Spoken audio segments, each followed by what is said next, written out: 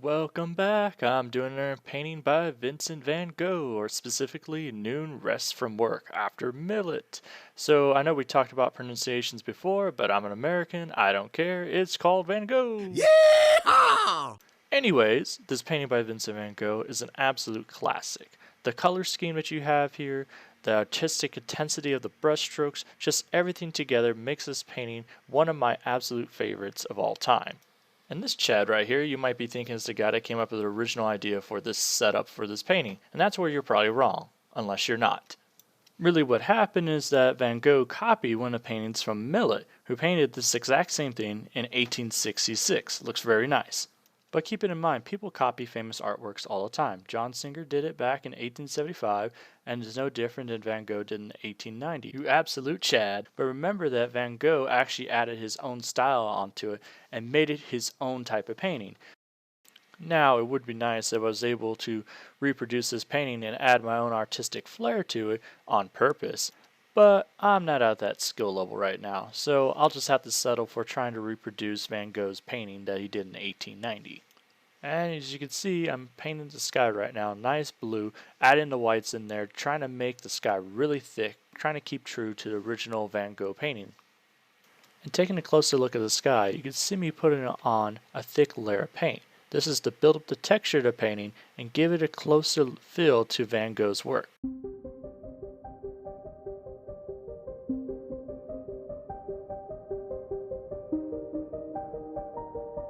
After painting the sky, I started to go after the haystacks. The haystacks were really fun to paint because it's just giant globs of yellow and just painting it really thick, trying to get that artistic brush feel that you see from the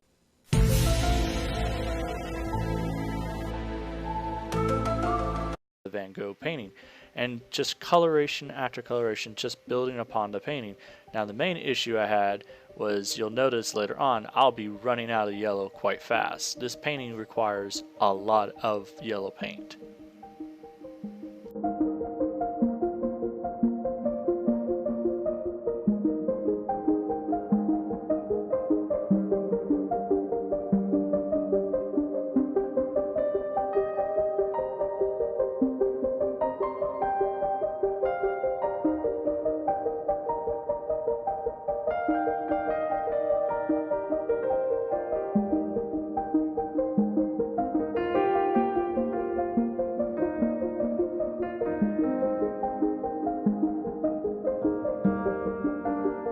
Ah, look at that right there. That's where the cows and the wagon's supposed to go. But my main goal of this painting when I was doing it was that I was trying to paint all around the people, the cows, the wagons, and try to set the background first, then paint on top of it. Here I'm just using all the yellow I actually had in my house at the time. And I was using a lot of yellow. This painting required everything I had.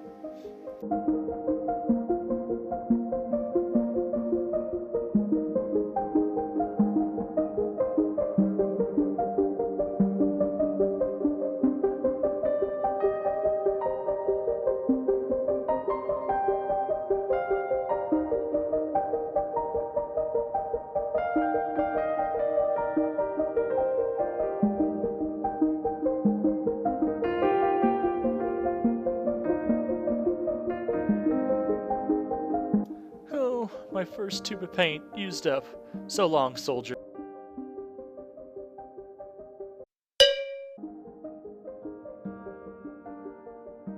So here I'm trying to paint this happy boy shirt, right? But you see me keep coming back to it over and over again, and this is because I can't get the right coloration due to the fact that the acrylic paint I'm using is drying way too fast compared to using oil, which you can leave it on there and won't dry for hours and hours. So this is a little problem because I can't get the right colors of the shirt. So you'll see me coming back and forth to the shirt and just constantly just work on it. And this is probably one of the biggest problems I had with this painting.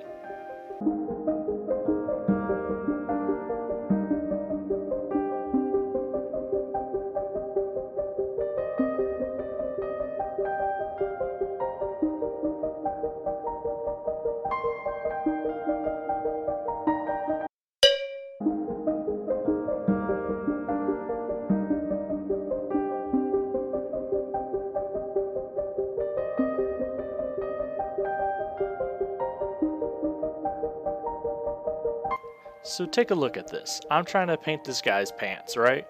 Now the issue is, as I said before, this paint's drying way too fast. So I thought maybe I can get away with this by just putting highlights all around and trying to make it look like I have some definition all, across his legs. Now the main issue is that this stuff doesn't mix together, so it just looks like he has stripes all around. So you'll see me going back over his pants and trying to redo it over and over again. So it slightly works, but it doesn't fit into what Van Gogh's painting has. As you can see, it has these broad stroke definitions if you take a closer look.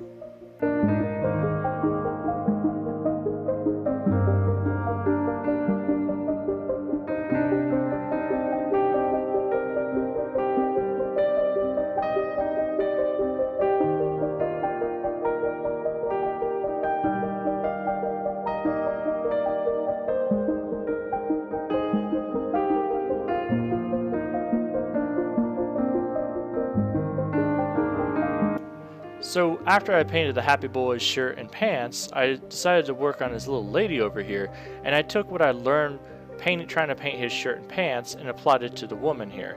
And I started using a lot of darker colors, a lot of highlights here, and do it very quickly to get some mixture here and to avoid like having these dry spots.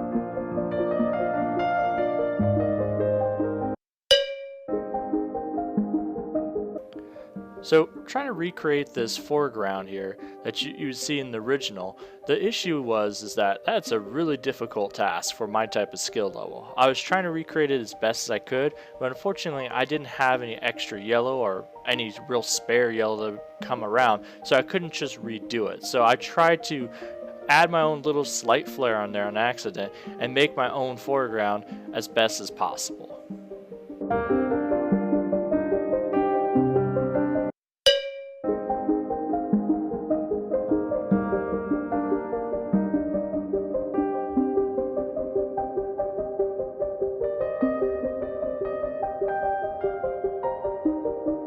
If I have to point out one weakness in my painting ability, and that is definitely doing anything that's with faces.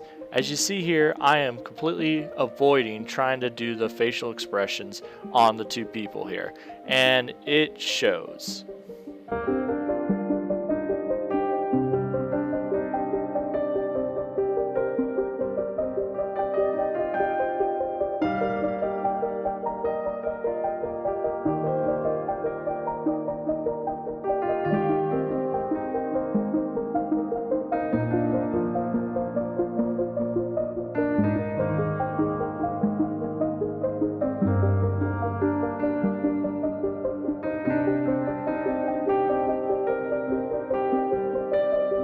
Another mistake I did with this painting was that I painted over the area where the wagon was supposed to be. It wouldn't be such a big deal with like not a thick painting, but I made those hills really thick. So trying to paint over it was a little bit challenging, but honestly, it was doable.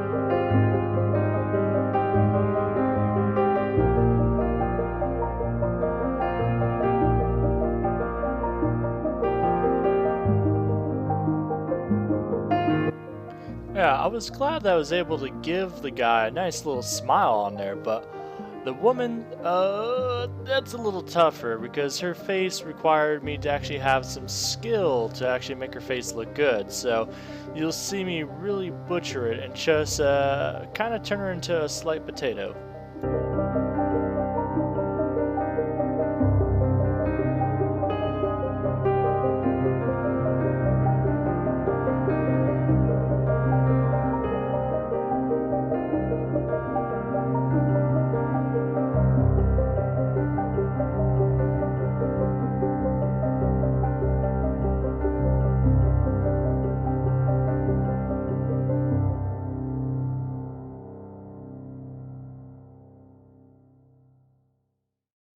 Well, alright, so I guess my painting didn't come out exactly how the original was, but that's alright. I mean, that's why I'm painting, trying to get it better and trying to make something my own. So you can see here all my brush strokes I have here, trying to make it thick and as possible.